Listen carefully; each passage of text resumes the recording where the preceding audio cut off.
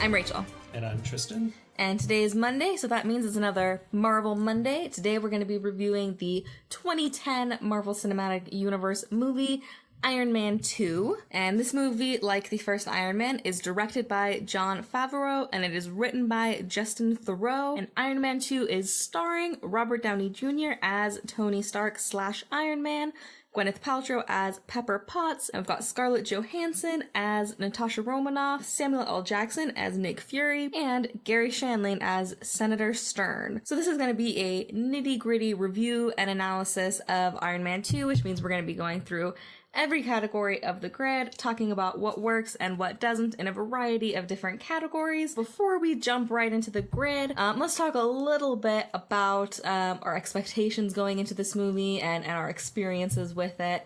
So do you remember either when you first saw this movie or about how many times you've seen it before today? I don't remember either. I've seen it maybe 3 times. Okay.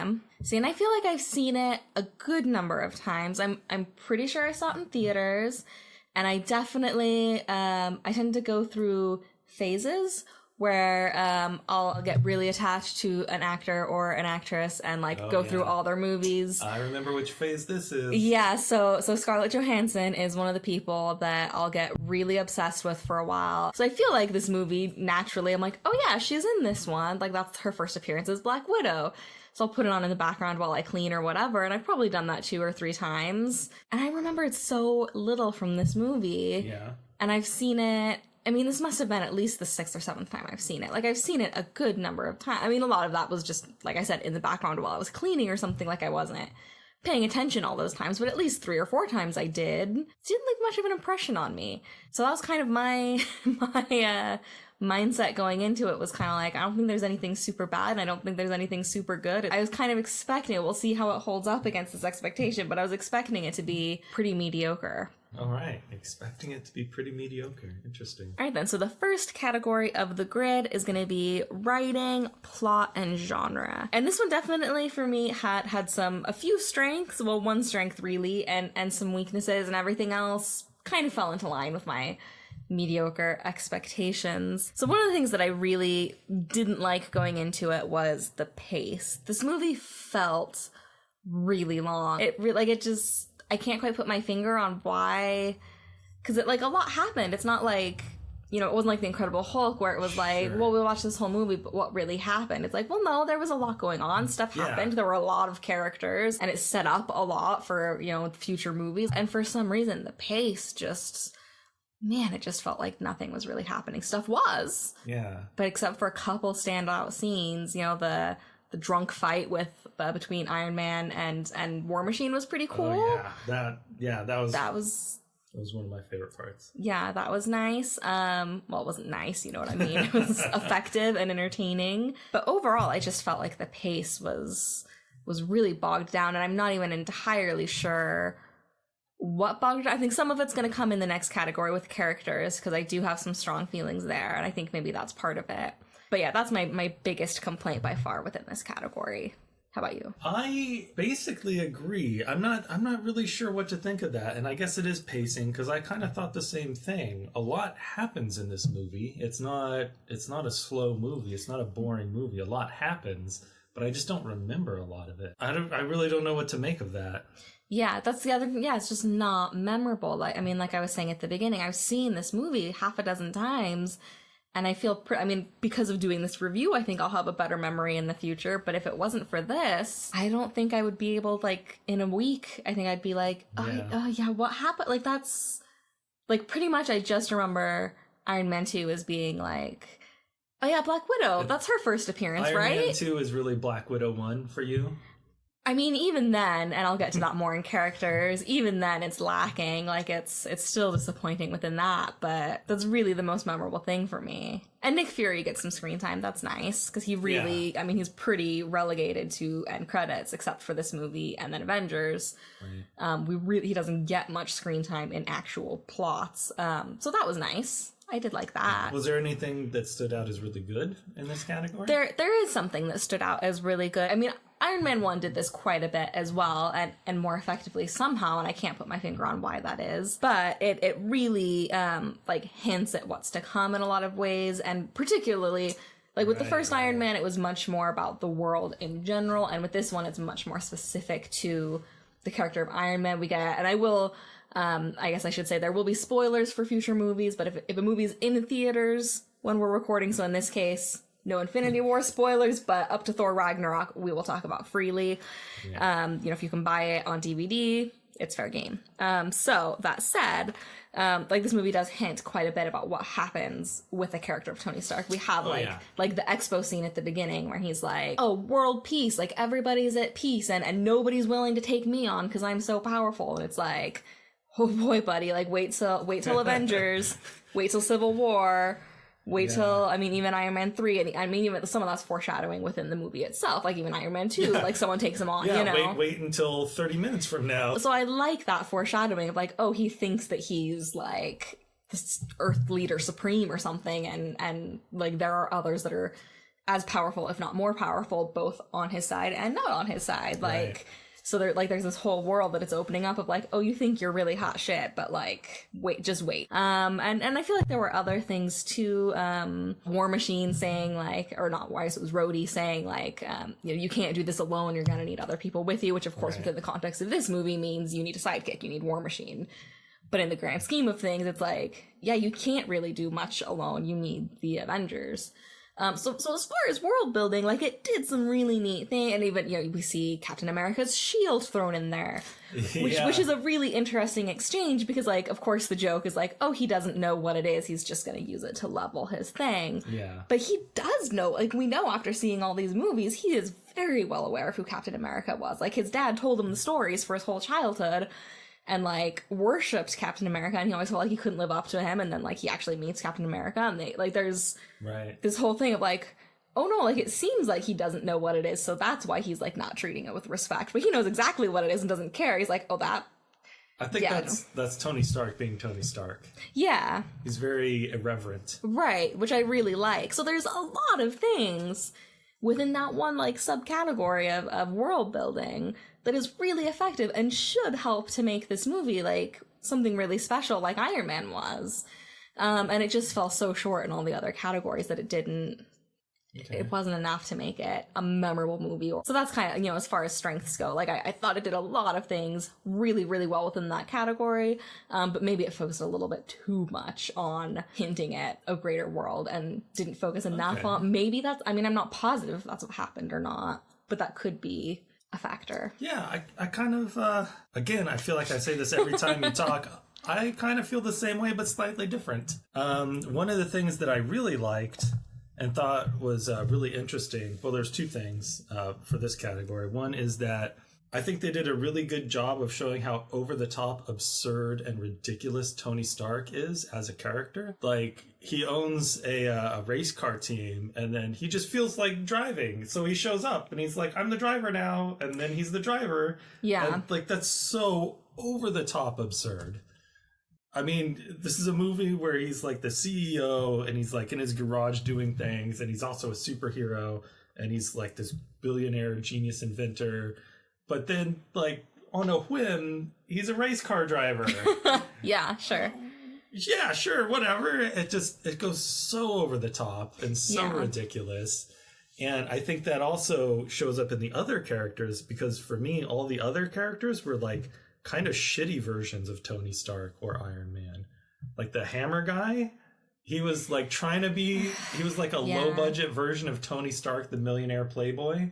He just wasn't very good at it. He was trying really hard, but he wasn't very good at it. I'll get more into that in the characters, because I have very strong feelings about that character. But yes, I agree. He was a shittier version of Tony Stark. And then War Machine, to me, is just kind of a shitty version of Iron Man. I think that's too harsh, though. Well, I think it's kind of missing the point, because Iron Man, he's basically indestructible and basically kills everything, but that's not what makes him the superhero. What makes him the superhero is his wits. But see, and his inventiveness. And then War Machine is just a machine that blows shit up. See, and I disagree there, though, because this is getting into character, but that's okay. Yeah. Like, I think it's almost like they are two parts of the same character and they almost can't exist without each other, which I wish they played up more on in future movies, because I feel like that could be a really interesting dynamic. Tony Stark, like he's, like you said, he is the genius who built the machine, and he says throughout the whole movie, like, you cannot separate us. We are the same thing. But he has a lot of very significant flaws. I mean, I think that's the whole point of the scene where he gets drunk and is in the suit, and it's like, yes, you're very smart. Yes, you can outsmart people. You can out-invent people. You can out-talk people. Like, he's got all that down, but he lacks the discipline. And then Rhodey comes along and he gets a suit and he is all discipline. And I don't want to say he's not smart, but it's much more like he follows orders, which again, I'm not going to say that, indicates a lack of intelligence, but it's a lack of agency at least. 'Cause, I mean, there's the scene where he's told, like, oh, get the suit to Hammer, and you can tell he doesn't want to do it, but he's a military guy. He does it anyway because... Yeah, I thought that was weird. What else are you going to do if you disobey orders in the military? Like, you're going to get dishonorably discharged. Like, you can't... Sure, I know, but he was, like, against it, but then the very next time we see him, he's like, give me all the weapons. He's like... Well, because it was, like, the exchange. Yeah, I guess. I don't know. But... But yes, I do think that there's a balance where, like, Tony Stark has the agency, he does what he wants, and he has the intelligence to keep improving the suit and we see it throughout his whole run so far within the MCU, as he's, every movie he's in, his suit is a little bit better than the last movie. A little bit better. He's always improving it, and no one else can do that besides him. Yeah. But then I think you need War Machine to step in and be like, okay, we need some order, we need some discipline. Sure. So I almost think that they need each other to kind of keep each other in check, which again, I don't think they play up on that very much. They do a little bit here and there. Especially in the first one where Rhodes is like, I'm your babysitter. So I agree with that, and that's really cool. I like that. But for me, War Machine as a superhero was just like a shitty version. In my mind, to me, it was like a shitty version of Iron Man. If you stripped away the things that I think make Iron Man a hero, that make Iron Man unique and interesting and worth following, and turn it into just like a dude with a suit who can blow stuff up, you get Iron Man. And then the bad guy... War Machine. Yeah. That's right. War Machine. The bad guy, I don't know his name at all. Whiplash is the... Oh, it is Whiplash? I don't think they ever say it in the movie, but... Even him, he is Tony Stark the engineer, the Wonder Kid, the genius. Right? Yeah. Tony Stark built Iron Man in a cave with junk parts, and here's this dude in Russia, like some shithole apartment with like, surrounded by junk, who builds, basically an arc reactor and does his own thing. But everything fails ultimately. I did think that was really interesting, because even like him building the initial suit was very much so like the cave in the first one, but then even after that, like, he goes to jail and then Hammer breaks him out, and it's very much so like, well, we're basically going to keep you captive until you build us what you want, or what we want. And it was like exactly the same thing that happened. Like, it was very... And I was kind of torn where I was like, is this really clever, like, mirroring stuff happening, or is this lazy? And I'm leaning more towards the first option, but it was so, I mean, I don't know, but I did think that was interesting. I mean, they were very much so mirrored characters, at least as far as their origin story goes. Yeah, I think it's intentional, just because there's so many like mirrors or like, I don't want to call them shitty versions of Tony Stark and Iron Man, but to me that's what it seems like it is. And if it's that common, it seems to me that it has to be intentional. It has to show think it must be. Yeah. Not only is Tony Stark like a 10 out of 10 in every category. Yeah, I guess that's it. He's a 10 out of 10. Yeah. And anyone who tries is like an 8 out of 10 at one category. So then what do you think, we're just completely in characters now, that's fine. If every character is a shitty version of Tony Stark, then how does Pepper Potts play into that? Because she is the business version of Tony Stark, and we don't really see it, so I don't know if this is true, but it seems like we are led to believe that she is much better at it than he is. Yeah. But is that true? Because we don't really see her do much except yell at people on the phone. But... that's what we're led to believe. So so how does that play in? That's the one thing that I hoped you wouldn't talk about. Because that is the one thing where, like Tony Stark himself even says, no, you are running the business. You're the CEO, not in name and not in title, but as far as, job duties go, you are the CEO. You are running the company. So do you think maybe that was... But maybe having Tony Stark sort of absorb the attention is what kept her sane. But now that she's the center of attention, she just can't take that. Yeah, well, because there are two things that I think is interesting. The first could be the Justin Theroux who wrote the screenplay. Like, that could be his way of maybe arguing, I guess, that maybe his money is not a factor in what makes him a superhero. If it's distancing, that might be a bit of a stretch. And I don't think that is true because he couldn't do what he does without all the money he has. So I think his wealth is inherent in that. Except that time that he did and then became Iron Man. But he had people giving him everything he wanted. That's true. And if he didn't have all of his money, he would still have that relatively crappy version of the first suit that didn't, couldn't even fly. So, like, he keeps improving on the suit because of his money.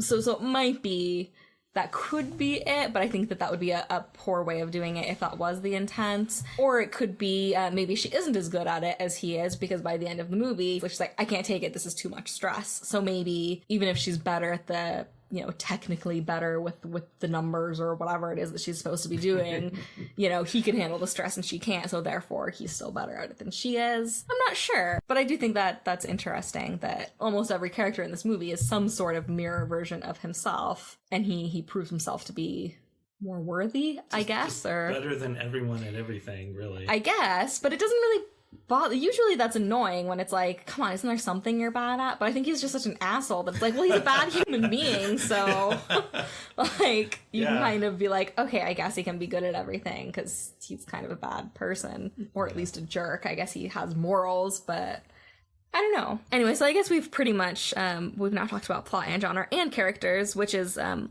perfectly fine. But there is one thing. Well, okay, so should we backtrack to plot and genre, give our total, and then move back in? Okay.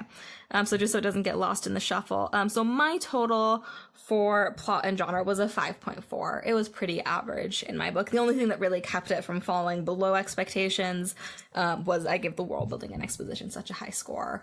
Okay. Everything else was 4s and 5s. For me, plot and genre got a 6.2. It exceeds expectations. So why don't you go first with you said there was a couple things you wanted to add for characters? Yeah, writing and characters. This category got pretty low scores for me, but I don't think that's necessarily a bad thing, because I think maybe this movie was trying to do something different, in that the first one really focused on Tony Stark and Tony Stark's character arc and Tony Stark's outer goals and Tony Stark's inner needs, and it was very focused on the individual. And I think this one focuses a little bit more on like the society, or like where the balance is between Tony Stark doing his thing, doing whatever he feels like, and the public good, the military, which is supposed to, represent everyone and protect everyone, also needs to like get in on this. And then like where's that line? And I think it was interesting that this movie talked about that. I think that for me it lost a lot of points because personally that just doesn't resonate with me very much, but I do think it's an interesting take. Rather than like the superhero just does whatever he feels like. Right. Destroys half a city to save one life, but he's the good guy, so that's okay. Exactly. I do agree that I like that they, especially so early, since that does eventually play such a big role in Civil War. Yeah. Like, I like that they brought that in so early, and I think, unlike you, it does kind of, well, I don't know that I would say it resonates with me, but I find it interesting, just that approach of comic book storytelling of like, well, what if this exists? Because I feel like in most, it's like, well, this is just a completely separate world where superheroes just exist and they just exist. Right. Whereas in more modern, like even within the comic books, obviously Civil War was a comic book first and then it was adapted. So I mean, just within comic books and in more recent years, last 20 years or so, it's become more of a like, well, what if this, like, we have a military, we have a government, every other country does too. And like there are laws, there are like this would be an act of war, if you like, especially in the first Iron Man, like he goes to other countries and kills a bunch of people. Like that is an act of war. You just like I'm not arguing he's a bad guy, like he did something good, he defeated the bad guys, but like there are political ramifications to this. And so I'm glad it's not a whole movie of like court hearings and stuff like that. You know, I don't want it to go that far, but I like that it's addressing this idea of like, you built a weapon, and his prosthetic, right, that like his argument is like, no, it's a part of me, and I think he really believes it. Like I don't think that's bullshit just to like have him try and get what he wants. Like I think he believes that like, no, like I am a part of the suit, and especially because like his heart powers the suit. Yeah, like there's just this very like in his mind, it's like, no, it's not a weapon, I am a superhero, and this is like an extension of that. Like it's his identity, like, and he really throughout the whole course of his character arc throughout the MCU, like that's his thing, is like, but this is who I am. Right. I am Iron Man. And Pepper Potts is always there being like, yeah, but maybe you don't have to be. Like, look at all these other people who are here now. They have actual hero like superpowers. You have a suit. Maybe you could take a step back. And he's like, yeah, but just in case, let me keep improving the suit. Like that's always in the back of his mind of like, just in case, yeah, I'm gonna keep going. So I like that like I said, within the world building, like I really like that they're setting all of that up and getting this like, well, if this was in the real world, there would be ramifications, like right. That. Like I'm kind of on, I forget the character's name, but like Gary Shandling, his whole character, the senator, yeah, where he's like, look, like you have like the most powerful weapon on Earth, and but I'm kind of on Gary Shandling's side in that scene. Like I'm like, yeah, Tony Stark is being an asshole and he's got this really powerful weapon. Why is he the only person in the world who gets to? And I'm not saying that a military, like that's probably a bad idea to give. I mean, it's probably a bad idea for anybody to have that kind of power. Like it's, yeah, to just have a civilian have this, like it's, I get it. Like I get that debate. So I thought it was really interesting. That said, I do think it could have been handled in a little bit of a better way. I don't know. And I think a big part of it, and this gets into one of the things that I wanted to add to this category, is the character likability. All of the characters, including Tony Stark, were just unlikable throughout, at least for me, throughout like the first half of the movie, especially like during that courtroom scene. Like I know he's kind of like, Tony Stark is supposed to be an asshole. Like he's supposed to be charming, but like you just want to slap him. Like, you know, like he has like a superhero aura where everything he does, everyone's okay with. Right. But in this movie, like, cause like the first movie, like he was an asshole, but it's like, he's Tony Stark. You can kind of, sure. It's okay. Like somehow it's charming, even though he's an ass. It's the superhero aura. But in this movie, especially, it got a little better as the movie progressed. But like for at least the first act, I'm like, I don't like him, and I am not like I said, I was rooting for Gary Shandling in that courtroom scene because he was just an asshole, like throwing around his stupid peace signs and like, privatized world peace, y'all. Like, I don't think he actually said y'all, but he might as well have. Like, he was just obnoxious. Yeah. And I just feel like there was a better way, because I think that was a really interesting dialogue. And even the, like, privatizing world peace, that is an interesting concept. I would be interested in hearing more about that within a fictionalized world, like, at least. Like, it's an interesting concept. So, I mean, there were interesting things happening, and it just completely lost my interest by how much of, like, I just didn't even want to hear anything he had to say. Like, I'm like, I don't want you to succeed. You are an asshole, and you're treating everyone bad. Like, it's just, but in every character I found to be unlikable. Like Pepper Potts, she was kind of annoying in the first one, but it, like you said a lot in our review of the first Iron Man, like, it's like she's so tired. She has to deal with Tony Stark's crap all the time, and she works so hard. Like she's tired. And it's like, yeah, that makes sense. Like she was just tired. And in this one, instead of being tired, she was just angry. Which I mean, if I was around Tony Stark all the time, I'd probably be angry too, but I wouldn't make a movie about it, because that's boring. No, but like, she was just like, instead of being the tired mom at the grocery store, she was like the angry mom yelling at her kids, and everyone else is awkwardly looking around. Does this work for you? Okay. Like, it was just, everywhere, and there was no sexual tension between them. Like, I thought there was a decent amount of chemistry. I didn't quite understand why she was attracted to him in the first one, but I still bought the chemistry. Like, it was like, yeah, there is something kind of charming there. Like, yeah, I hope those two kids, make it work someday. And in this, like, it seemed more like they had been in a relationship, had an awful falling out. Like, that's what it felt like. I totally agree with that. I was just about to say, to me, she was less of like a tired mom or tired whatever. She was more like like just a bitch of a wife. Yeah, she was. I mean, I hate using that term, but she was a bitch in this movie. Like, she was just bitchy. Like a bitch of an ex-wife, really. If you take that stereotype and... Yeah. There you go. That's Pepper Potts, I guess. Yeah, and even the scene, like, when he decides to drive the race car, and she, like, flips the F out, and is like, you know, telling Natasha, or Natalie, her American super secret cover name, she's telling her, like, oh my god, get happy, we gotta stop this, what does he think he's doing, did you know about this? And I'm like, yeah, it's like, yeah, racing a car can be dangerous. Like, it's a pretty stupid thing to do. But, like, what do you think is going to happen?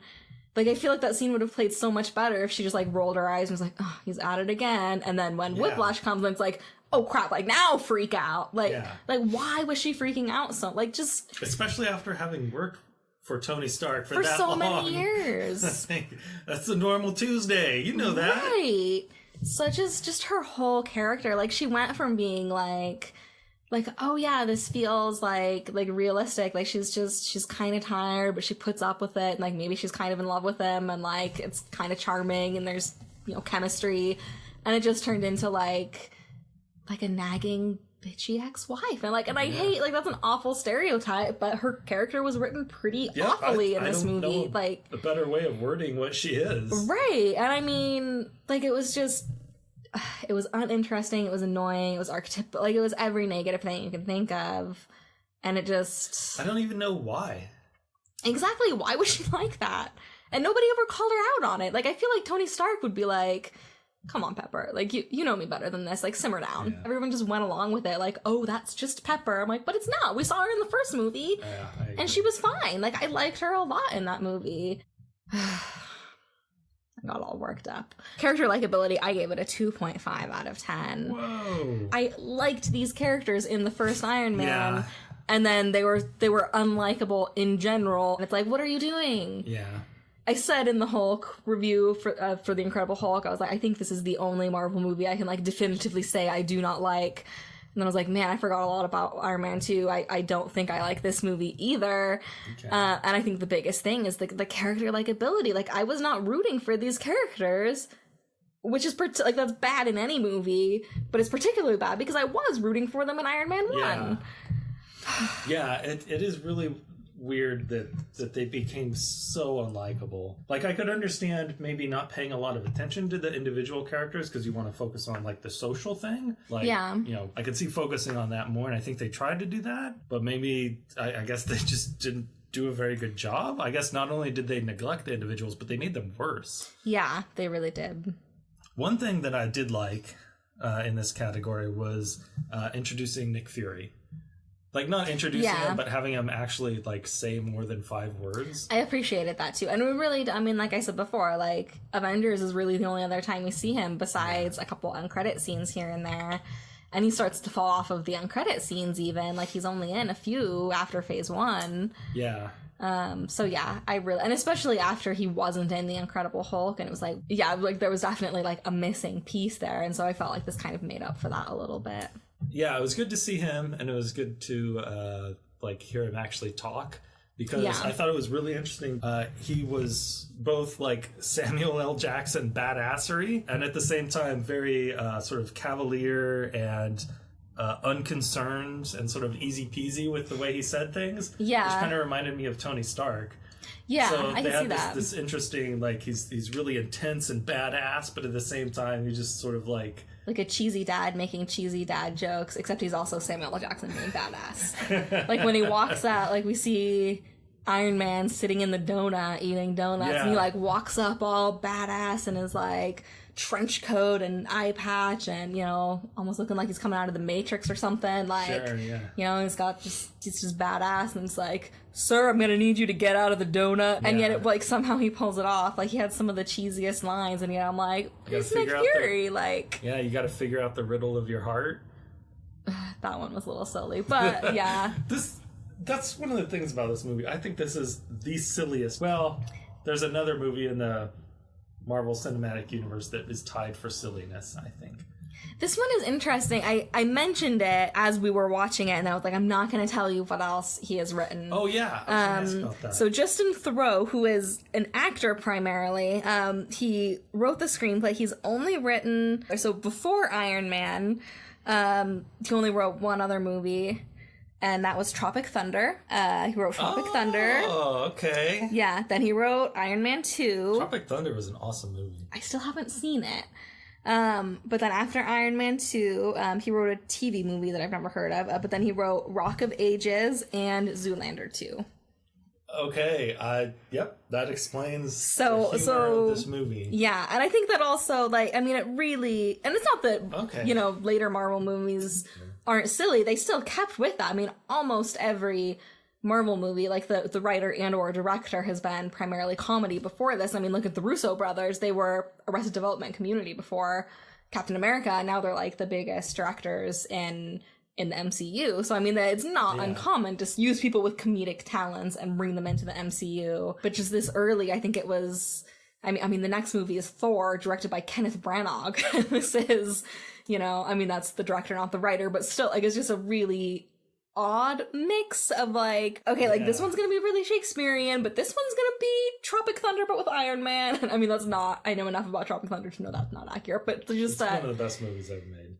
We'll have to do that one soon then. But yeah, so there's just like, I think that contributes a lot to some of the like that more like that does explain silliness. A lot. Yeah, I thought it might. And it's not, I mean, the script overall isn't inherently bad. Like, so like when I took a step back and looked, I'm like, this script is still a lot better than The Incredible Hulk, and yet I'm pretty sure I didn't compare the two, and I should have, but I don't think it, like, I think it scored lower in writing than Incredible Hulk for me in both categories, just because my expectations were so, like, this is a sequel we've already had, like, with The Incredible Hulk, it's like, well, it is what it is, and like, it's kind of hard, for me at least, it was hard for it to fall below expectations. Sure. As long as it was, like, decent. It's like, okay, whatever. It is what it is. But with this one, I had such expectations. And, I mean, the plot structure is fine. Like, a lot of things are fine within it. I just didn't like it.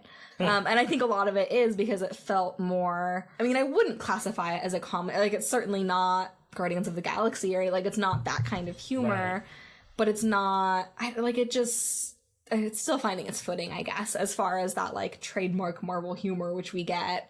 like, after Phase 1, for sure. And I mentioned this in, I think, Incredible Hulk, that, like, I think it really starts with the Avengers. Once Joss Whedon comes in, I have a lot of issues with him in general lately, but, like, his, you know, he can balance action and humor very, very well. Like, you just can't deny it. So I think he was able to kind of balance it and then set a new standard, and then you got people like James Gunn, that's his name, right? Coming in with, Guardians of the Galaxy and doing a completely different kind of thing, and anyway, now I'm jumping way ahead to Phase 2, but you're out of phase. I know, but I guess what I'm saying is just that the balance of humor was just a little off, and I think it comes back to, I mentioned this in a previous review also, that like the first comic book movies, I still think the intended audience was like younger boys. Sure. I think there's just this idea of like, well, like, you know, maybe 10 to 15-year-old boys or something like that. That's who reads comic books, right? So that's who's going to see these movies. Yeah.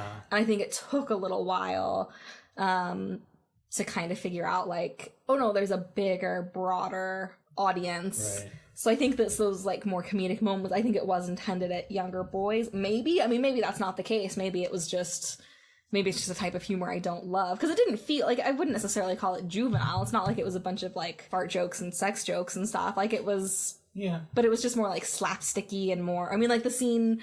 Like, it's actually a pretty badass fight scene. The first time we see Whiplash, he comes on the race car track and, like, his clothes burn off and he's got the whips. Like, that was a pretty awesome fight scene. Like, that was one of the two scenes that I remembered going into this movie. I'm like, yeah, there's a fight scene on a racetrack. That's pretty cool. But then, like, by the end of that scene, like, you've got Happy and Pepper in the car and he's, like, keeps trying to open the door and the door closes and he's like, no, I need my suit. And it's like... what is even happening? Like, there's this badass fight scene. Get back to it. Yeah, that was, like, 90 seconds long. Yeah, it went on for so long. Backing up and going forward. And yeah. it was almost like that scene in Austin Powers where they got the car stuck in the hallway, and it's they have 1 inch in front of them and 1 inch behind them. It's like back up, forward, back up, forward, back up, forward. Yeah, it went on for it was mildly funny the first time it happened, and then it happened 10 more times, and it's like, this was mildly funny, and then it went on too long. Anyway, I'm just going all over the place. So I have one more thing I want to talk about with characters before we move on to acting and casting. But before I go on another rant, because this one's probably going to be a doozy, is there anything you wanted to add? Yeah, so for the characters, it didn't seem to me that there was any real inner needs for anyone Oh, no. at all. There was barely even any outer goals, really. Yeah. It was pretty much Tony wanted to keep the suit, and the military wanted the suit for themselves, and then Hammer kind of wanted the suit too. Yeah, which it really bothers me, because for these kind of superhero movies, to me it seems a lot like a modern mythology, and one of the big parts of mythology is here's how you should live your life, here's how you should make decisions, here's what you should care about, here's the values you should have. And I'm not saying I need to be indoctrinated with these movies or something, but there has to be that has to be present right somewhere, even if I don't agree with it, or even if it's mishandled or something. Right, should at least spark a discussion. Yeah, there was nothing. Yeah, there was very little in the way of morality with this movie at all. It was just bad guy, good guy. Yeah, it was just who gets the suit. Yeah. And we didn't even get from a legal perspective, there wasn't much of a why is it that the military didn't come in and take the suits? They probably should have, right? I think Nick Fury. Oh, did he step in? Yeah. Okay.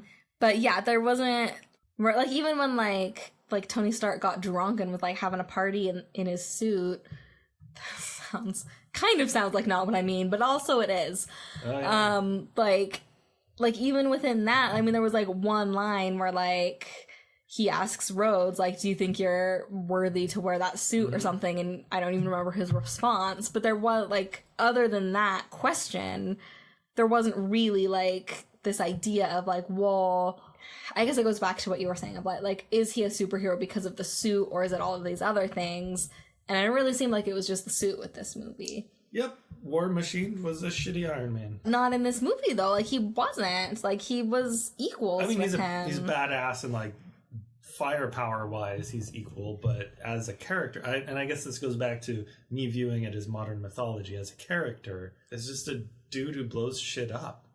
And that's not who I view Iron Man and Tony Stark as. But he wasn't. I don't know. In this movie... No one was really anything. Yeah, it was just people in a suit blowing things up. That's the whole movie. Yeah. Because I feel there was, there could have been a real, not to get into Thor, but here I go. There could have been, Thor, the whole idea is, are you worthy to have these powers? I'm just saying, with Thor, that whole idea was he had to prove his worth. And with this movie, they could have done a really similar thing of you need to be worthy to have this suit, and you're not being worthy. You're getting drunk and having parties and, just doing your own thing, not listening to the government. You should have a relationship with that. There was no sense of what you're doing is not what a superhero should be doing. It was just well, he's on the verge of death. He can do whatever he wants. Right. There's still, I just wish there was a little bit more of a conversation about, are you acting like a superhero right now? No? Maybe you should. And that was just lost. And especially because, in the comic books, Tony Stark is an alcoholic. And that's one of his biggest, if not his biggest struggle as a superhero is, I need to have self-control if I'm gonna have this suit and be this hero and have this power. But I don't have self-control because of, it's this balance. But of course, Disney instantly shied away from that. Because they started to hint at it with this movie, but this movie came out right around the time Disney bought Marvel, and all future movies just didn't want anything to do with it and changed the narrative significantly. So, anyway, I agree with you, I guess, is what I'm saying. That there should have been more discussions of morality and what it means to be a superhero. and that was lost. So what did you give this category? Well, I still have one more thing I need to talk about. Okay. I know. I won't have as much to say about the other categories. And I don't dislike the other categories as much as the writing categories. But I do want to touch on the dialogue real quick. Because in general, it was fine. But there were enough moments where I was like literally eye rolling or just making jokes. There's the scene where it's Tony Stark and Natasha, and they're talking about his birthday party, and she makes him a martini, and she's like, "Is that dirty enough for you?" And I'm like, are you kidding me? Like, she is a better undercover agent than that. That was so heavy-handed and so, like, intentionally innuendo-y. Yeah. And it wasn't even like a sexy scene or anything. It was just like... I was kind of confused. Like, is she, like, supposed to get a DNA sample or something? Or is she trying to seduce it? Like, I still don't know what her goal was. Yeah, like, weird. I guess we find out at the end. I guess she was assessing him to find out if he was worthy to be an Avenger, but like, does part of that assessment include sleeping with him? Like, what was her plan? Not that she did, but like that whole scene was like her trying to seduce him or something. And I'm like, what is she doing? Yeah. So that stood out. And then this one really bothered me because it was super cheesy and also super cliche, and I predicted it like from a mile away when Tony Stark is watching the videos of his dad. And then, like, suddenly he's like, "Hi, Tony, I'm going to talk to you directly for a bit." And then at the very end of that scene, he's like, "My greatest creation." And then, like, a 30-second dramatic pause is you. And I'm like, oh my God, gag me with this. I literally said, gag me with a spoon. Because it was, oh my God, it was ridiculous. And I feel like there were other examples too, but those two stood out enough that I thought it was worth noting, and I did give dialogue. I only gave dialogue 3.5 out of 10 because there were just it was predictable, and there were enough times where I literally rolled my eyes at some of the dialogue that I couldn't consider it as meeting expectations. It was below expectations pretty significantly. So I couldn't let that slide. I had to mention it. I know we've gone way over in this category, but so my total for the writing characters was a 3.8, which fell below expectations. Oh, mine was a 3.4. Wow, I thought for sure mine would be lower than yours. I had nothing good to say except for Nick Fury. All right, fair enough. So then we can finally move on. I don't think I'll have as many rants going forward. It can be acting and casting. This one, I mean, I have a few things of note. I am not a fan of Sam Rockwell. He just came on. A lot of it comes to what you were saying about him just being a shitty version of Tony Stark. And I'm like, they should be pretty damn close to equals. Like, he has a comparable company that does very similar things, and he is the founder. It is his name attached to that company. They should be, I mean, they shouldn't be equals. Tony Stark should be more intelligent because that's his superpower. Sure. That's his thing. He is, like I said, he's 10 out of 10. But Hammer should be like 9 out of 10. He should be pretty damn close. That was going back to writing a little bit, but even just his performance, like, he just came across as an idiot. Yeah, for me, mostly unstable.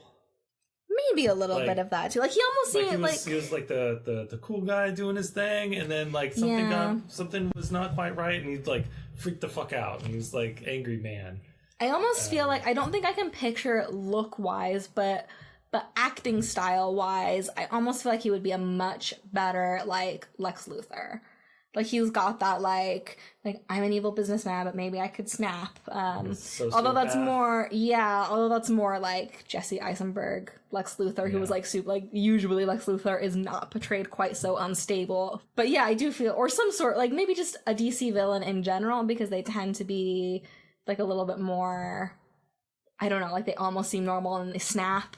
That seems to be, I don't know, I mean, there's just a different feel between DC and Marvel, and I feel like maybe I could buy him in the DC extended universe, but not, I don't know, he just came across as somebody who was really stupid and literally just looking for someone else to do the work for him.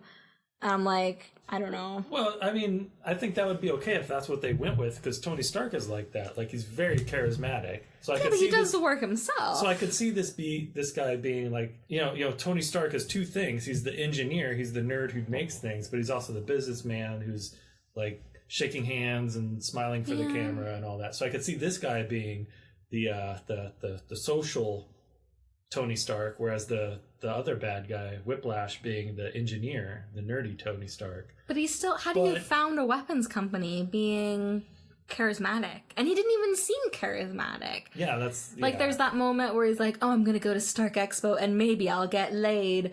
And it just seemed like the way he said it is like, you mean for the first time? Yeah. Like, is it gonna happen for the first time for you? Like, and I mean... Yeah, it's like, well, way to admit that you're like a shitty Tony Stark. Yeah, like it just... Like, you cannot phrase it better than that. Right. I'll do my own expo and maybe I'll get laid. Yeah, and it just, like, it didn't seem like he was successful in any way, and he's supposed to be Tony Stark's main competitor, and a lot of this does go back to the writing. I'm not trying to backtrack too much, but a lot of it came just with his performance too. Like, he just didn't come across as an intelligent person. And I'm sure Sam Rockwell is very intelligent, and I think he is a really good actor, and he's been getting a lot more credit for things lately, which is awesome for him, but I just didn't love him in this role. I just didn't buy it. I'm like, he doesn't come across as charismatic, and he doesn't come across as intelligent. Some of that's probably the script, but I think a lot of it was with the casting too. I just don't understand. And we were also saying too, like throughout the movie, it's like you at one point mentioned, like, he reminds me of Dana Carvey in Wayne's World, and I was saying he reminded me of Alexis Denisov when he was on, specifically when he was on How I Met Your Mother as the, like, smarmy weatherman, Sandy Weathers, if anybody remembers that. Like, he just had, like, I couldn't take him seriously. And then there was a third person that, like, halfway through the movie, I was like, no, I was wrong before. He just reminds you of buffoons. Exactly. He does, though. He really does. I don't remember who the other person was. It'll probably come to me later. But yeah, I couldn't take him seriously. And I have very strong feelings about that. But other than that acting, or that casting choice, I guess, I really liked, from the beginning, I've always liked Scarlett Johansson as Black Widow. I know a lot of people, even now, people are kind of, it's a little hit and miss with whether people like her or not. But I didn't know who the character was when I first saw Iron Man 2, but, like, afterwards, of course, I asked my dad, because he's my go-to comic book source, and he explained a little bit about her character, and I was pretty much on board from the beginning, and she hasn't disappointed. So I thought the casting there was great. I liked Don Cheadle as Rhodes so much more than Terrence Howard. How about how they introduced him? His opening lines. That was awesome. Like, I'm here, get over it. Yeah, like, I'm here. It's like, I'm here. It's me. Get over it. Like, something like that. It was very, very meta, but it felt very natural for the scene with how it was, because I forget what Tony Stark even said something like, I can't believe this is really you, or something like that. So the casting for those characters, it didn't bother me that much that the Hammer Man, I don't know his name, Mr. Hammer, anyways. Yeah. Like, it's totally fine to me that he was sort of a buffoonish, unstable Tony Stark wannabe, because that's what I think this movie is about. Or at least a big part of it. I don't really know much about Black Widow. I think Scarlett Johansson is very good at face acting. A lot of close-up scenes, a lot of subtleties. Yeah, I hate saying it because I do love Scarlett Johansson, and I'll see pretty much anything she's in. But she is one of the, like, she's very talented. Her performances are best when she doesn't say anything. And that sounds mean. Like, she's fine at line deliveries. But, like, her facial reactions, no matter what she's reacting to, like, oh my god, she's got some subtle skills. Like, I'll admit her line deliveries can sometimes be a little bit flat, and I think it bothers some people, but man, her facial reactions, even in this movie where she didn't have much to react to, Anyway, I totally cut you off. I just get excited. Yeah, I thought casting was good. I thought acting was good enough. How did you feel about Mickey Rourke? I don't know what else I have seen him in. I know that's a very popular name. That's literally my thoughts too. I'm like, oh, Mickey Rourke is in this? Have I seen him in anything else? I know he's like super famous and stuff. Yeah, I've heard a lot of 30 Rock jokes that mention him. Yeah. Alright, I guess we're in the same boat there then. So I gave the category 6.3 out of 10. It does technically exceed my expectations, but it's a little bit on the low side of that, mostly because of Sam Rockwell. Okay. It came out to a 6.8 for me, which also exceeds expectations and seems about right. Alright. So that's going to bring us to the next category, and this one, you'll probably be glad about this. I don't think I have anything specific to say about it. That's going to be cinematography lighting. Yeah. Looked really good and looked the way I expect a big budget Hollywood movie to look. But I don't think I can point to a single scene that had exceptional lighting. My general impression seemed to be that things looked really good. I don't have anything specific to say about this category. So I do like how Iron Man has a lot of like the high-tech lighting and high-tech like 3D models in space and the heads-up display inside of the Iron Man suit. I really like that. I think they did a good job. I think it gets ridiculously over the top at times with like how he like crumples up his 3D model and throws it into a trash can, and there's like lights that go off and like people the jackpot. People like lost their shit over that though. I remember that was some like impressive stuff at the time. Oh yeah, it's very nice to look at and it's very impressive, but it does nothing for the story. Yeah. But I give it a few points for that. But overall, cinematography and lighting, nothing really stood out. For me, this squarely met my expectations. Okay. How about you? I give it a 6.5 overall. So like acting and casting, it exceeded my expectations, but not significantly. All right. It came out to a 5.4 for me, because it was all fives for everything, except for I give a few extra points for the heads-up display and all that stuff. It is neat to look at, and it is unique to the Iron Man sub-universe of the MCU universe. Yeah. Which I guess we haven't really dealt with yet. Yeah, I don't really know. Like, it seems like they're their own franchises, but it's really the Marvel franchise. So yeah, I guess, I don't know if sub-universe, sub-franchise, maybe? I don't know. We'll work on it. All right, so that's going to bring us to the next category, which is going to be cinematography camera work. This one I have a few little things here and there to say, but not, certainly not as much as I had to say about the first Iron Man, which I thought had some particularly impressive camera work. Yeah, I agree. I guess I only have two main things to talk about within this category. And judging by how long I've been going on about my things, is there anything you want to start with before I go on a rant, inevitably? All right. I'll start it and you can finish it with the rant. So for this category, it almost got a 5 out of 10, except it did fall short of what I saw in Iron Man 1. Absolutely. But I think a lot of that was that Iron Man 1 was introducing a new character, so it was so new and so novel that they really focused on that. Whereas in this one, it's like, yeah, we know he flies. So there was less of that, which kind of a bummer because I liked that in the first one. Yeah. But I did notice that there seemed to be more of like, I don't know if it was really handheld, but like it looked more handheld, like it wasn't like a steady cam focusing on things, which gave it a little unnerving, a little more actiony, a little more energetic to a lot of the scenes. I thought that was nice, so it got a little bit for that. But other than that, I can't think of anything that really stood out. Or, well, maybe one scene, but I'll talk about that when we get to editing. Okay, fair enough. One of the things I have to talk about is kind of split between camera work and editing as well. But I think the first thing that I noticed, which usually there's like a significance to this thing I'm about to mention, and I didn't really see a significance. It just looked cool, so I don't know. Okay. Anyway, so there were a lot of reflections in this movie, which I really liked. There was one scene, like I liked it, but then I'm going to tell you how I would have liked it even more. The first time I noticed it is when Natasha Romanoff first shows up and she's like in the boxing ring with Happy. And then we see like as they're doing their boxing thing, we're seeing Tony Stark and Pepper Potts talking about and he's like Googling Natalie Rushman or whatever she said her name was. She put some weird pictures out there and that that was... She really did not spare any details with her social media. I don't even think it was social media. I don't know where he was looking. Anyway, that's... Well, if you... I'm sidetracked.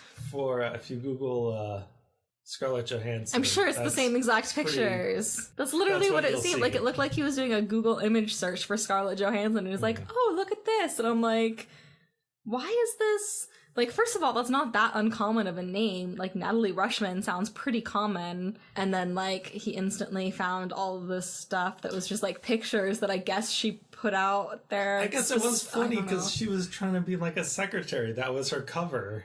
Yeah. Like, well, she wasn't a like secretary. She was in legal. I'm in legal, but online it's all boudoir on. For real though. But anyway, but I think that scene would have played so much better if like Tony and Pepper are having their totally separate conversation. We see the reflection, and then we see in the reflection, like, all of a sudden she's like kicking Happy's ass. Yeah. Because like we see that scene where like she looks away for a second, and then he's like, oh, rule number 1, and then she's like.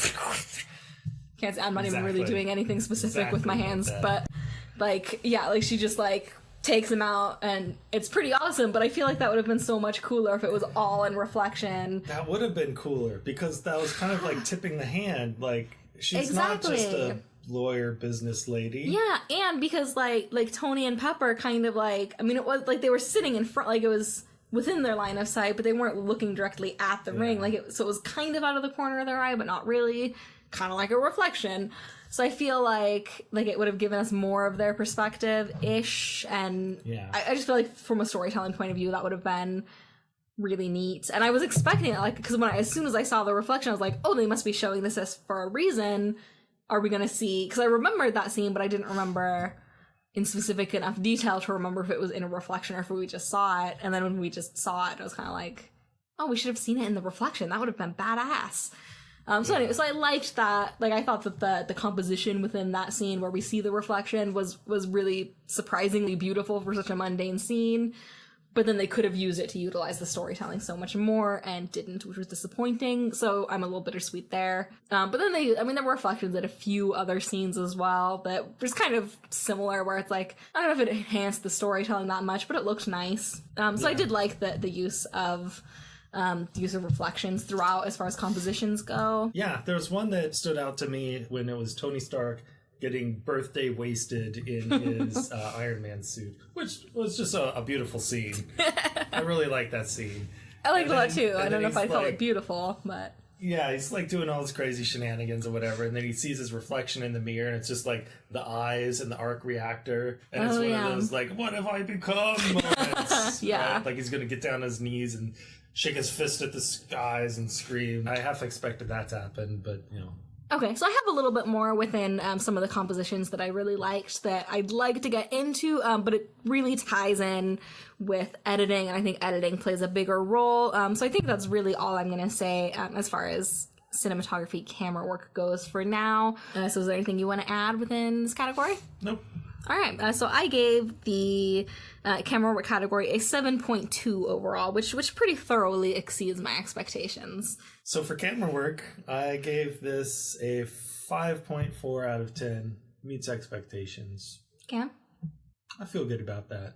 It feels appropriate. All right.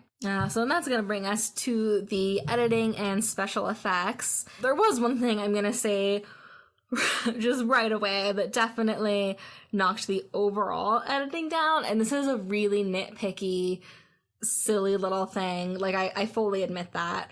But there was, as far as I noticed, it only happened once, which is why I gave it such a low score. There was one random, like, side swipe transition, like a wipe.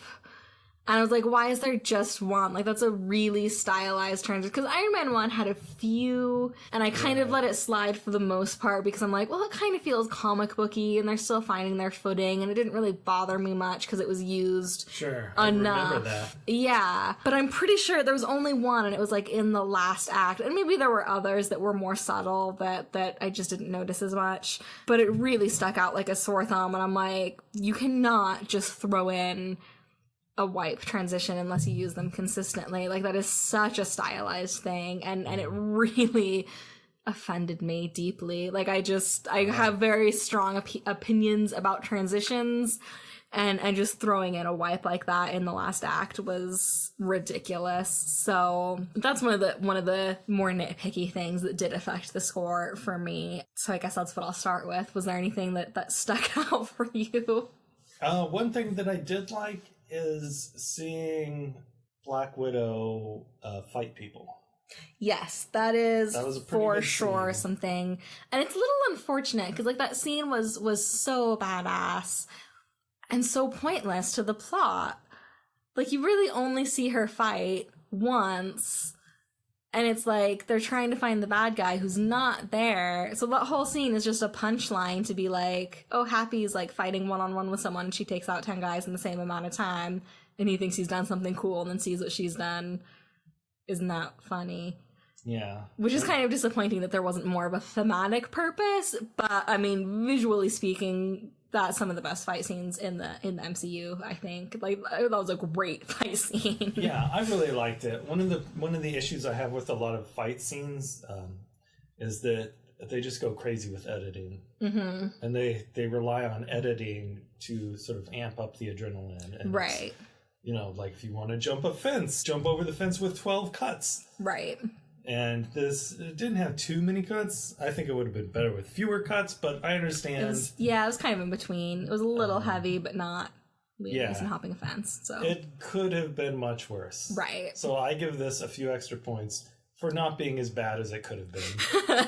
I also gave it, as far as the editing movement goes, I gave that a fairly high score, almost entirely because of the Black Widow fight scene. Yeah, even though, I mean, like I said, it served no purpose from a storytelling point of view. It was like a 5-minute punchline or 5-minute lead up to a punchline that was mediocre at best. Well, I guess they were breaking into the room where he was held. And but he wasn't even there anymore. Nope, he's not here. Right. Like, it was like they could have just not even had that scene. I mean, I'm glad they had the scene because it looked badass. And finally, like, God, we spent almost a whole movie of Black Widow being a secretary, and I'm just like, and even when we finally see her as Black Widow for the first time, she's just like buddy with Nick Fury and doesn't do anything. It's like, why did you even why did she even change into the costume? One thing that I did really like with it, and this is just the composition of the scene, so it definitely plays into the camera work as well,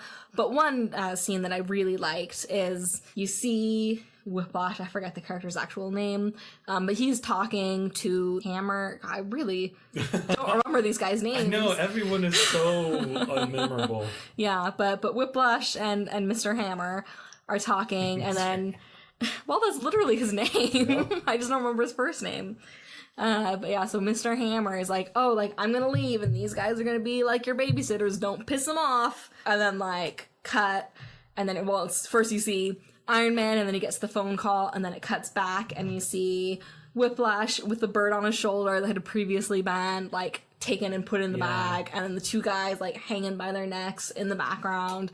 It's like, you didn't need to see that fight scene. You don't need to know that he took him. Like, it was all done in editing. You just, I'm sure in the writing too, but, like, just with the composition of, like, you see the guys hanging in the background, bird on his shoulder, like, it was just a very well composed scene, like that. The mise en scène was a big part of it. I knew you were just dying to talk about that. It's just, that's the term. I can't. It's not my fault. I hate it so much, but the composition. I don't know why people can't just call it the composition, but it's not the term that's been agreed upon, I guess. But anyway, but yeah, so I just really liked the composition, but then just the way it was edited. That, like, we didn't even need to see the fight scene. It just goes from, like, you see him just kind of looking boredly at the two guards. See Tony Stark. Phone call gets made. When you see Whiplash again, it was a joint effort, I guess, between the editing and the composition. But I thought, as far as, like, storytelling goes within editing, I thought that was a great example of ways that editing plays a role. Because even, I mean, they probably didn't film a scene where he fought them, but if they had, like, you don't need it. Just cut out what's not needed. I like that too, and I forgot about that. Because it kind of reminded me of, if you watch It's Always Sunny in Philadelphia, they'll always say, like, I don't know, I'll just make something up. Oh, we're never gonna get a cat. We can't have a cat. There's no cats. We can't get a cat. Smash cut to the gang gets a cat. Yeah. And it was like that. It was like, oh, this is some badasses. These are some military dudes who are going to protect him. There's no way he's getting out of here. There's no way he's getting his bird.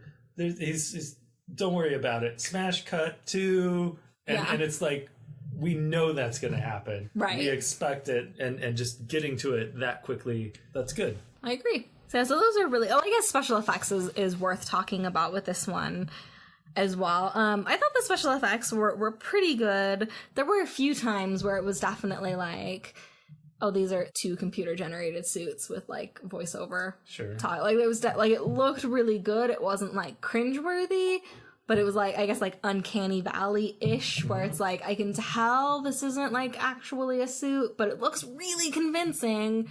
And I'm not sure what was off that, like, you know, tipped the hat or whatever, that like, oh, this is CGI. There were just, like, especially in the final act, there were just a few, like, this just looks CGI, but it looks really good. Like, it's really good CGI. I don't know. So, I mean, I gave it 7.5 out of 10 for the special effects. Like, it was still really good. It still exceeded my expectations, especially for the time. I mean, this was 8 years ago. Now this was 2010. So, I mean, it looked great, but it just wasn't quite, I was still aware of it, I guess, is the biggest thing. My CGI senses were tingling. But yeah, I think that's all I have to say about editing and special effects. Is there anything you'd like to add? No, this was like the last few categories. I was about to give it just like solid 5s for every subcategory, but then I got a few extra points, so it came out to a 5.4 out of 10 for me, just like the last few categories. How about you? Give it a 6.4 out of 10. All right, so that brings us to the next category, which is going to be sound. I did really like, more so than the first Iron Man, the score and the soundtrack. I thought the soundtrack continued with the, like, oh yeah, this is what Tony Stark would listen to. This feels appropriate. And then the score still definitely was on the forgettable side. Like, it still has that that memorability issue, which is a big issue in Marvel movies in general. But there were a few times I did recognize, like, there were a couple points where I was like, oh yeah, this is like the theme from the first movie. Like, there were a couple points where I was like, oh yeah. And then even more exciting, there was like a few points where I was like, this almost sounds like an early draft of what will eventually become the Avengers theme. Like, there were like a few points, particularly, I think it was all within the racetrack fight scene, like that big fight scene with Whiplash. There were a couple points within the score there where I was like, it's not the Avengers theme, but it's close enough that I feel like it was maybe, you know, certainly influential in what became the Avengers theme. So that definitely, even though there's still nothing super memorable, that did boost the score a little bit overall, as far as the score and soundtrack goes for me. So that was one of the biggest things within sound that I noticed. Okay, yeah. That sounds about right to me. I really liked the songs that they used. Classic Tony Stark songs. Totally appropriate. Really like that. Especially, you know, I don't know how much to get into this, but having seen all the other movies in the MCU, this is Iron Man music. Oh, yeah. Yeah, each, was something to come up with a term for it, sub-franchise or whatever. Yeah, it definitely has its own feel, some more than others. And yeah, Iron Man has a strong feel for soundtrack. Yeah, and I really like that. I think they went with what they had in the first movie, and they went beyond that. They did even more. I agree, yeah. So that was really good. I like that. I also like there was the scene where he was building like a particle collider or something in his home. Oh, yeah. And he was like in his Tony Stark, the engineer, the scientist, the dude who makes things mode, and he was like breaking down walls and putting up stuff and like wiring things, and had his soldering iron and one of the only montages in the whole movie. I'm surprised it took us this long to get to that. I know, that as well. That was an issue I had with the first one, but not at all with the second. Yeah. So this one, the second montage in the movie, I think, which was pretty good.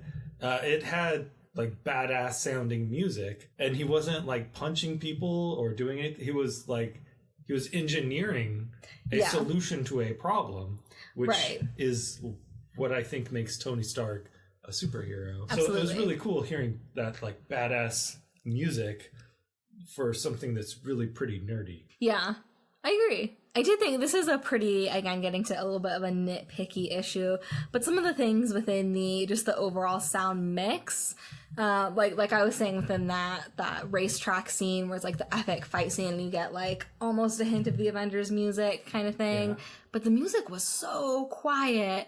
And the, like, whiplashes, like, the electricity from his things was so loud. And, like, and that's a great sound effect. Like, I gave the sound design and the sound effects scores both fairly high scores because things like that had, like, really great, just the sound design, the way it sounded was pretty impressive. But then the music got so lost in a few of those scenes. Like, it just seemed like the sound mix was a little bit unbalanced. Only in a few scenes. I mean, I still gave the sound design, or I'm sorry, the overall sound mix a 4.5 out of 10, which it's on the lower side of meeting expectations. But yeah, that was the lowest thing I gave within the sound design was just for the sound mix. Which is a pretty nitpicky thing, but it was something that I noticed. So for sound, I gave it a 6.3, which like most things exceeds expectations, but barely. All right. Well, I gave it a 6.2.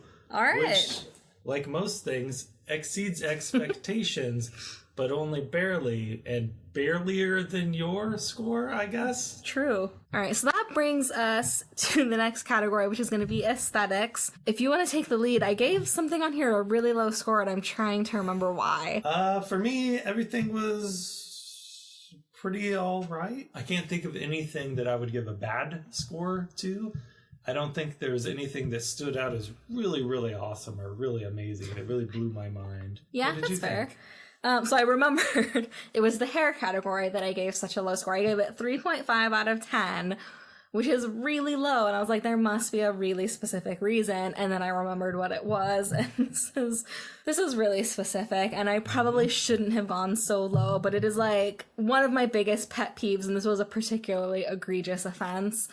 I don't like it in general when superheroes change into their superhero costume and suddenly have different hair. And with Black Widow, it was particularly bad because she enters Happy's car in civilian clothes with like kind of wavy hair and then exits his car in her full Black Widow uniform with like tightly curled ringlets.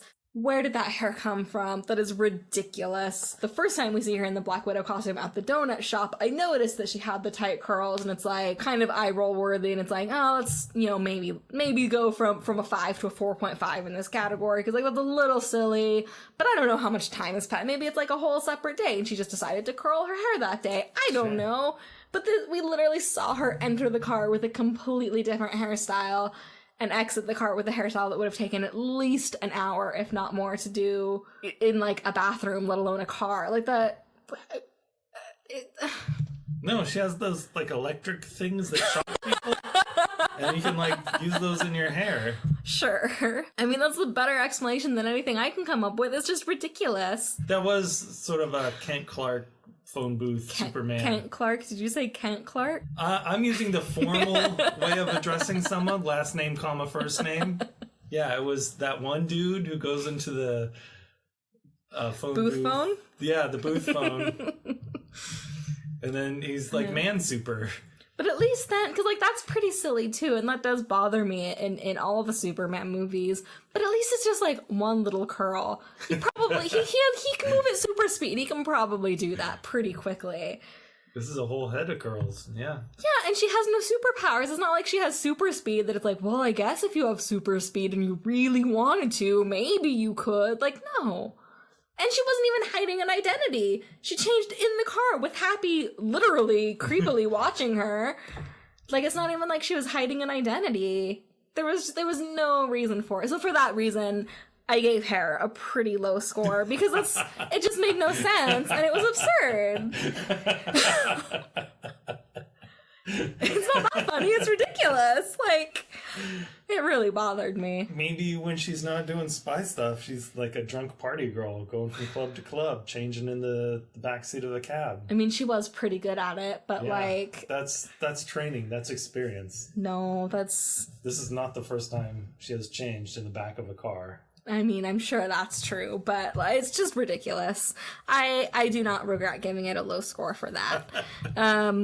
Makeup I thought was fine. Costumes I gave a pretty decent score because I did like that we saw a slight variation with Iron Man's costume. We see War Machine, which is probably almost all, if not all, CG, but still we see his costume design. And then Black Widow, like we see her costume for the first time. That's true. So it's a lot of like just new superhero costumes in general. So I gave costumes a decent bump. I did like that War Machine was basically a lot like the Iron Man suit, except like it was purely function over form. Like, oh yeah, there was nothing fancy about it. It was metal. It wasn't even painted. Yeah, right. It wasn't like Tony Stark, who's like, let's give it a sexy hot rod color scheme, or the Windows 3.1 hot dog color scheme. Look it up. I'll look it up. But I did like that. Like, it is a war machine. It's a machine for blowing shit up. Yeah. That's all it is. And that was a very small difference because they're the same thing, basically. They did look subtly different, though. I can't quite put aside from color, like... I think War Machine was a little bulkier. Yeah, like broader heavier. Shoulders, yeah. And I did notice that in the sound. Like, the machinery, the machinery noises were a little deeper, a little lower. Interesting, I didn't notice that. What did you think of the various sets and locations? I did notice that there were a lot of different locations. Just like the first one, which is really cool, and it kind of makes sense because part of his big deal is that he can fly. Yeah. So of course he's here and he's there, and that was pretty neat. All the locations looked like what they should look like, I guess. I did miss, like, in the first one, like, there was a lot of, like, when he was in the desert, and it looked like he was in the desert, like they went to a desert and filmed. And this one, they certainly did film on location quite a bit as well, but it was also... It seemed like a lot more sets, or at least more, maybe not necessarily sets, they could have gone to buildings and filmed in pre-existing structures, but just a lot more, it was just a lot more interior, like it was a lot more contained, which isn't, I don't know that it's necessarily a good thing or a bad thing, it just changed the feel of it. Like there were a lot of scenes within the expo, which I think, to your point within writing, like it helped create that feeling of like a community and Iron Man's place within the community. I mean, it was almost like that Stark Expo was like Comic-Con within the MCU. Like, it was like, maybe not quite Comic-Con because it was only for one specific thing. I don't know, but it definitely had like that, like, oh yeah, this feels real. Like people flock to go to this one thing and get autographs, take pictures, see the big show. Like it felt very real. So I did like I thought that the location and or set within those scenes like helped contribute quite a bit to that feeling, but at the same time I did miss the bigger like, oh yeah, they went to a desert and filmed in the desert and there's like this big grand, I don't know, I just kind of missed that. And again, I mean it's just a different type of story that they were telling, so it's not necessarily a fault or, you know, a positive or a negative, but it's just something that I really liked in Iron Man 1 that I felt was missing in this one, for better or worse. I still gave the props or the sets and locations category, I still gave it a 7 out of 10. It still scored fairly high, but I feel like it would have been a little bit higher if we had seen more of... I guess that's true. The only place outside of New York was Monaco, which is like a French New York. Yeah, but we did see, because that was probably one of my favorite scenes. Bit of Russia. Yeah, like it just had like that more of a grand scheme, and it felt like those scenes felt... I don't want to say necessarily they felt more realistic, but... realism, at least, which I think is a little different than realistic. Like it didn't feel like a fantasy film or a sci-fi film. More gritty, more dingy, whereas all the like interior, you know, New York scenes just felt like they could belong to any movie, I guess. Or I don't know, maybe it's just personality in general. Like I just felt like the first movie had so much personality and just felt like it existed in our world, whereas when everything is so interior, it loses a little bit of that by having everything so contained. I could see that, yeah. Like there's fewer points that tie it in with reality. Yeah. Was there anything within the props that you found particularly notable? No, not really. Yeah, I don't think I really did either. I did notice it seemed like, I guess this would be more costumes than props, but it did seem like a lot more of the suits were CG as opposed to like actual... like I said, props or costumes. Yeah, practical.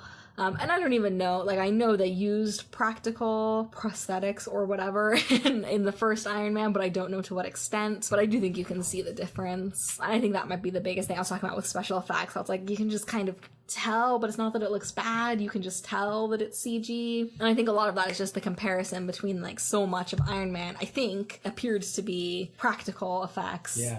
And they really switched gears by Iron Man. I mean, the technology's there. They pull it off really well. But I think there's just, I just prefer, like, anytime you can do practical effects, do the practical effects. Like, I just, so that's really the only thing. That's not really a note within props necessarily, but that's about the only thing I have to note within that. So what was your final score for this category? For aesthetics, it came out to a 6.10. It would have been much higher, but that hair really knocked it down. It probably would have been like it looks like probably between a 7 and an 8, but the hair. Wow. So yeah, aesthetics would have been much higher if it had not been for that, but still, again, exceeded my expectations, but barely. Like, it's right on the, had it been any lower, it would have been within the my expectations category. Okay. That's interesting. You gave it a 6.1. I gave it a 6.2 overall. Okay. So that's going to bring us to the penultimate category. We've got impact on film. And this one is kind of interesting. So I divided it up into 3 separate subcategories. So we've got critical impact, audience cult impact, and historical inspirational impacts. For critical impact, I usually just go straight to Metacritic, divide the score by 10, plug it in. This one, the Metacritic score was a 5.7 out of 10, which seemed a little bit high for me. So I knocked it down to a 5 out of 10, largely because it is mediocre to its core. So for that reason, I knocked it down from a 5.7 to a 5. And then similarly, audience cult impact, I gave a 4 out of 10 for that same reason.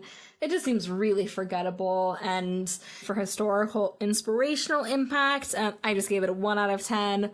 Mostly because it's within the MCU universe, so it's gonna have some. Well, I mean, you'll have a chance to rebuttal if you think it should be higher, which it sounds like you do. But I just don't think it really.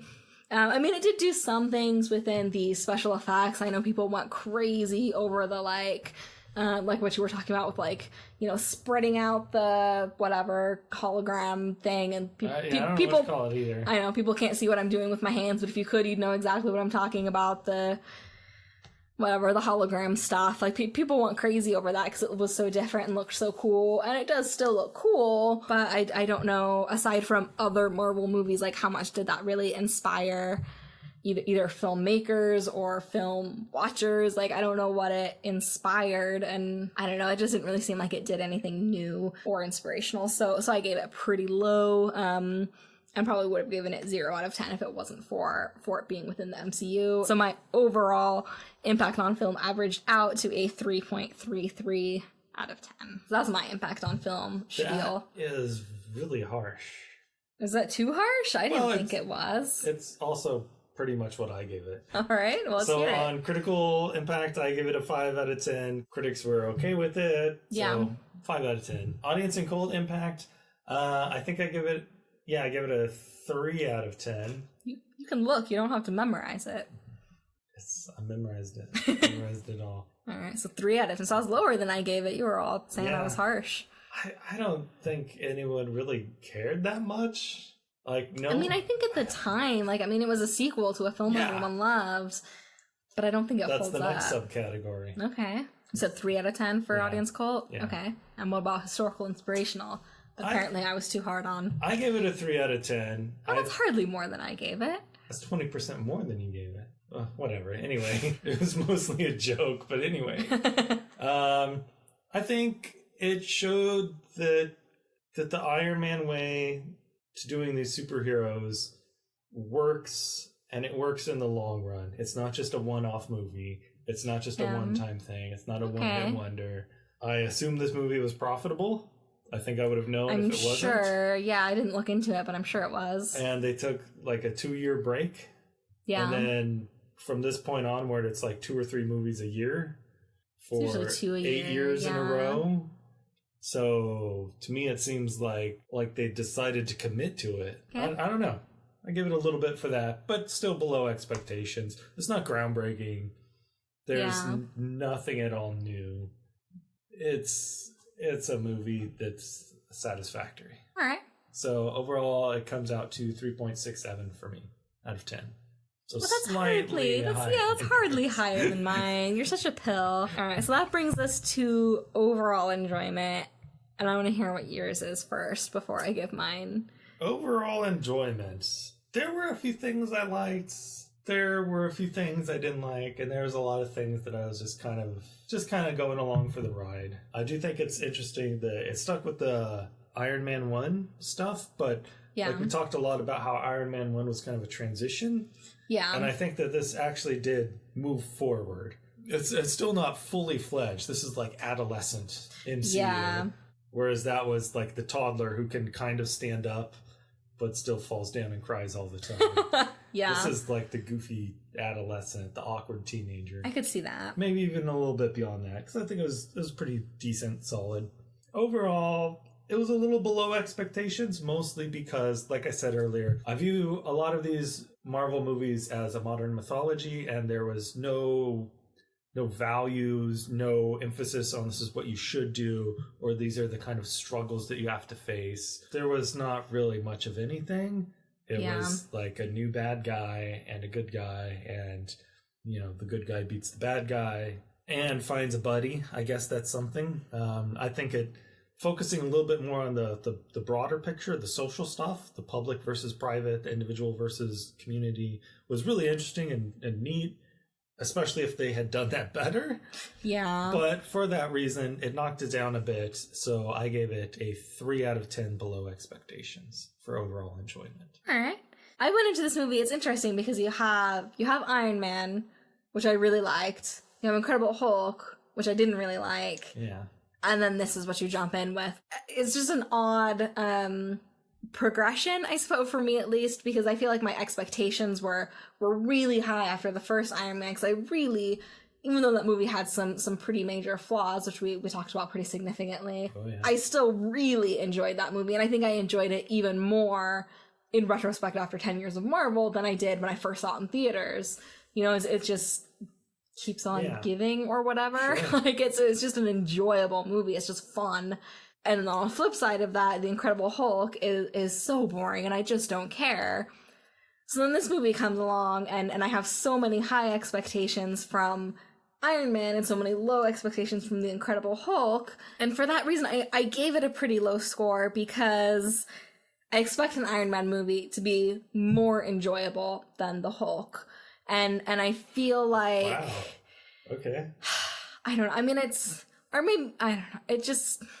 I guess what it comes down to, initially I had given it a 3.5 out of 10, and then I looked back on The Incredible Hulk and realized that was the same score I gave The Incredible Hulk, and I don't think I enjoyed this movie as much as The Incredible Hulk. I think it is a better movie than The Incredible Hulk, unequivocally. It is definitely a better movie, but I had no expectations going into The Incredible Hulk. It was just a one-off, so... Okay. So you can go in and be like... And also, because it wasn't a great movie, and because I knew it wasn't a great movie going into it, you can kind of go into it being like, well, maybe I'll still have fun making fun of it. Like honestly, that's a part of it, too. Whereas with an Iron Man movie, like, I had seen it a bunch of times, and I was like, I think it's gonna be pretty mediocre, because I would remember more if it wasn't. Yeah. But I didn't expect to dislike it. And there were a lot of points in this movie where I was like, I am not enjoying myself. This is, like, distressing because I am not having fun. Yeah, that is true. Yeah, and I wasn't expecting, I think that's the biggest thing, is I didn't go into this movie being like, oh, I remember not liking this movie. I went into it being like, I don't remember much about this movie, so it's probably mediocre. And then it didn't even meet those expectations. Like, it was below that. Like, I was like, I don't remember this being a bad movie, and this is kind of a bad movie at times. Yeah. At least as far as, like, writing and especially characters. Like, it just didn't... And again, I think it's a better movie and a much more... it's a better written movie than The Incredible Hulk, which I don't mean to keep referencing that, but since this is only the third movie in the MCU, so I think, it's important to keep it within that reference, I guess, or, just keeping the timeline in mind. So because it just didn't you know, it certainly didn't meet my expectations with Iron Man, and then it really wasn't. I didn't have more fun than I did when I watched. Like, I think I had more fun watching The Incredible Hulk because I knew it wasn't going to be good going into it. Anyway, I know we gave it the same score, so I probably didn't need to explain it as much as I did. I'm not even sure I explained it well. No, you're being true to the grid. Yeah. So yeah, and I really expected most categories to get a 5 out of 10, honestly. Like, I really just thought everything was going to be straight down the line mediocre, because I know, like I keep saying, I'm like, I've seen this movie like 5 or 6 times and I remember nothing except for the only 2 scenes I remembered is the racetrack scene, which is only like pretty much just Whiplash walking forward, his suit burning off. Right, the badass moment. Right, and that was about it. And then Black Widow's scene, which is the other badass moment. Yeah, which is completely irrelevant to the plot of the movie. It just looks badass. And those are the 2 things that I remembered about this movie, and I hold to it. Those are the 2 best parts of this movie. Is Whiplash in that one scene, and Black Widow when she finally gets to be Black Widow. You know. Did you give Iron Man 2 any extra credit? Extra credit. I gave it 2 points of extra credit for several things. Okay. 1, I love Don Cheadle saying, "I'm here, it's me, get over it." That was a good moment. Just address it, get over it. 2 seconds later, we're moving on. I like that a lot. That was really good. I really liked the cameo from Elon Musk. Oh yeah, I forgot about that. Yeah, that was really cool. Because Elon Musk is basically a real-life modern Tony Stark. So that was really cool. I also just really enjoyed seeing Tony Stark getting birthday wasted while wearing his Iron Man suit. Mentioned that a few times. Fun. That was really fun. Because in my mind, the 2 people are different characters in a certain sense. So seeing them intertwined like that, at the same time at the same scene was really neat. Yeah. And it was just really fun. And of course that would happen. I also liked that there were very few montages. I also thought that Whiplash was kind of interesting because every time he lost, he would say, "You lose." Because, like, he knew what was going to happen. He knew that he is, like, a 9 out of 10, and Tony Stark is a 10 out of 10. He knew that he was going to lose. That was his plan the whole time. So I really liked that. I thought that was really neat and pretty interesting. And for those several reasons, I give it, apparently, 2 points of extra credit. You don't have to have it. Divided you can manually. To mean 1 point of extra credit. What? No, if you gave it 4 things, you would put 4 things on the grid, and then it would divide it by 2 to be 2. Okay, so I give it 5 things. Okay, so then you put 5 on the grid, and then it would be 2.5. Okay, yeah. Sorry, I made it more confusing than it had to be. I just kept giving, like, 5 things of extra credit for every movie, and then it's like, that brings something to, like, from, like, a 70 to a 75. That's a big jump. Well, that's why you made the grid, to celebrate good things. I do like celebrating good things, but in moderation. You celebrate. Otherwise, it'll be Tony Stark drunk in an Iron Man suit. All right. Well, I also gave Iron Man extra credit, but not as much as you. I only gave it, I guess, 1 point, which then gets halved into just a half a point. It's for kind of a combination of things, but it's all related to the world building. So it's my classic double dipping with the extra credit.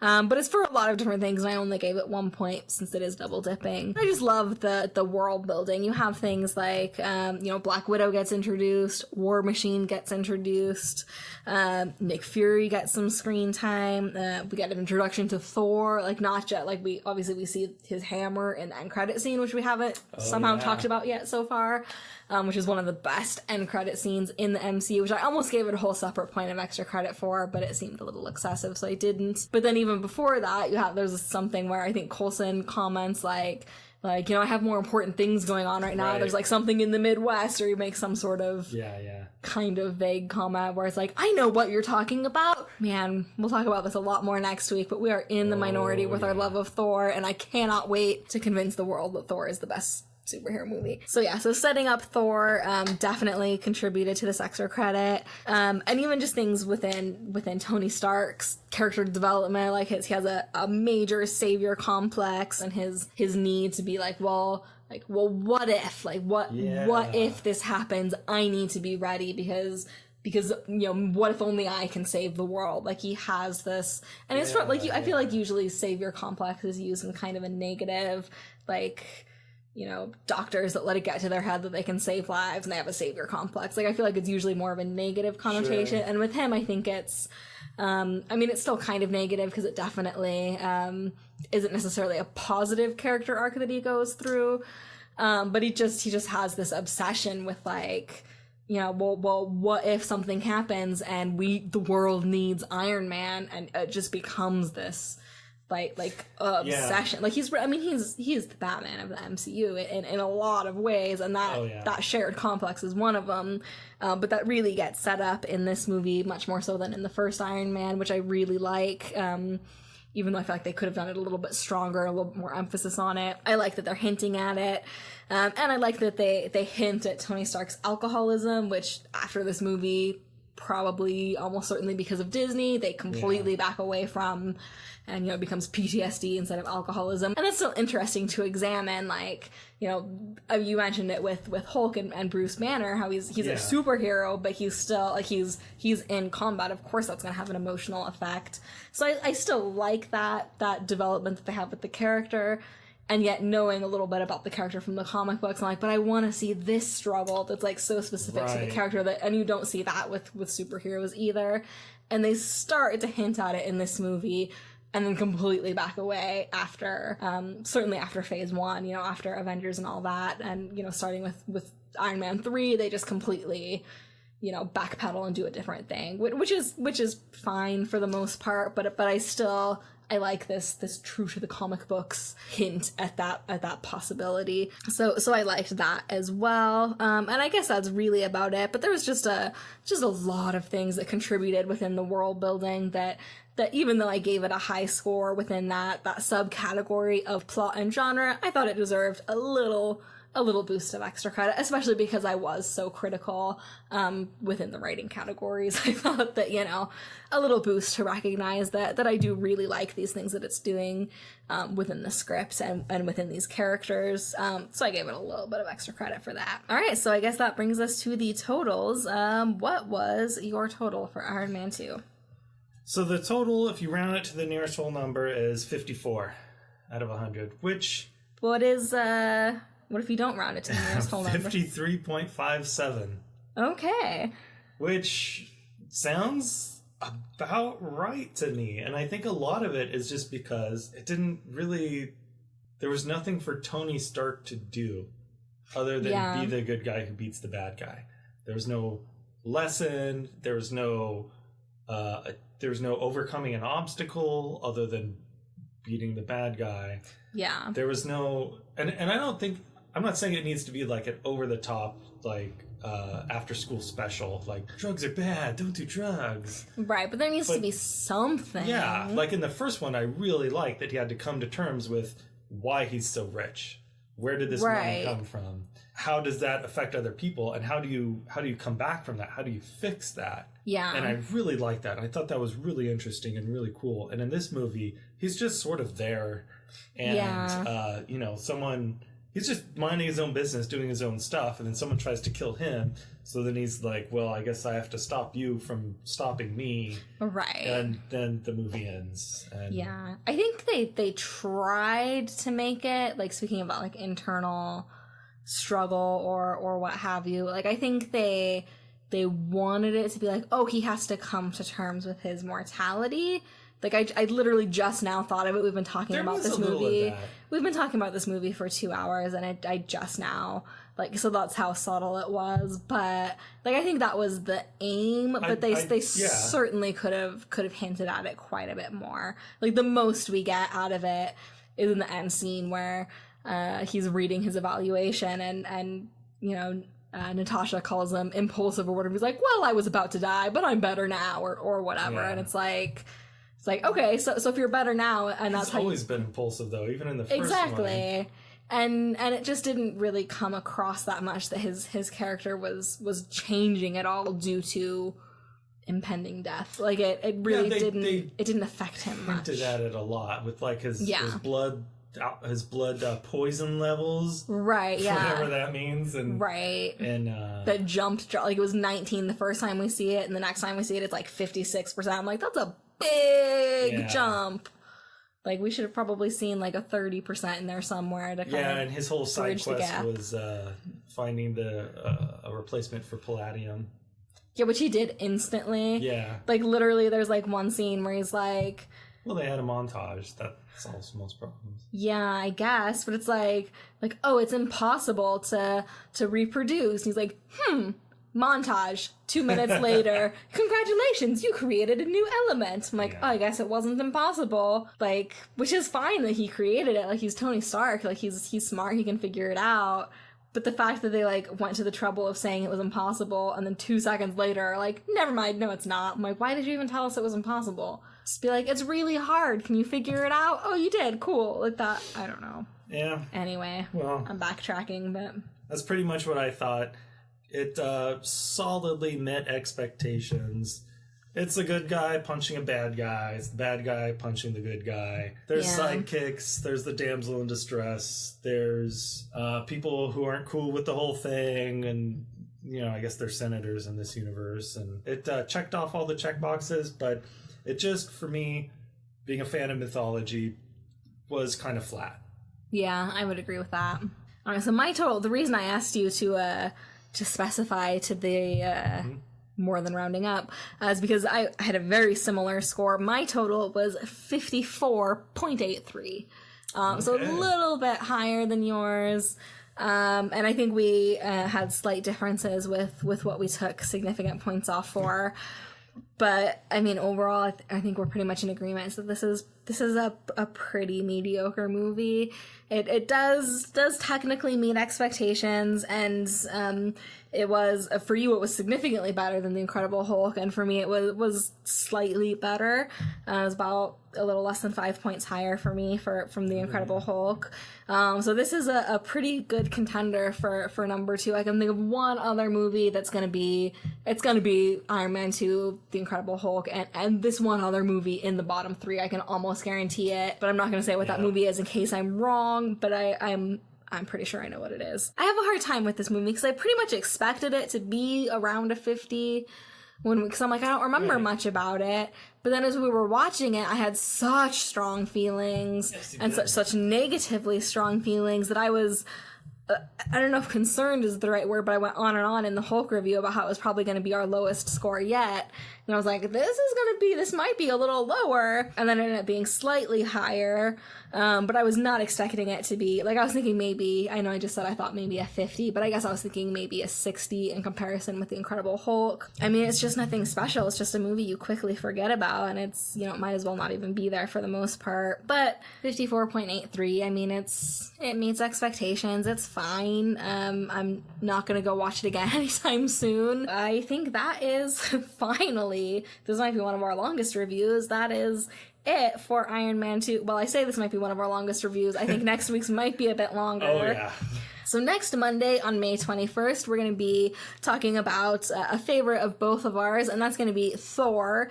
I know this movie is on a lot of people's bottom 5 out of all 19 movies that have been released so far, and I am very, very excited for both of us to talk about why we think it deserves better, because we both... I hope it's okay that I'm speaking for you, but I know we both love this movie, and there's a lot of things that it does really, really well.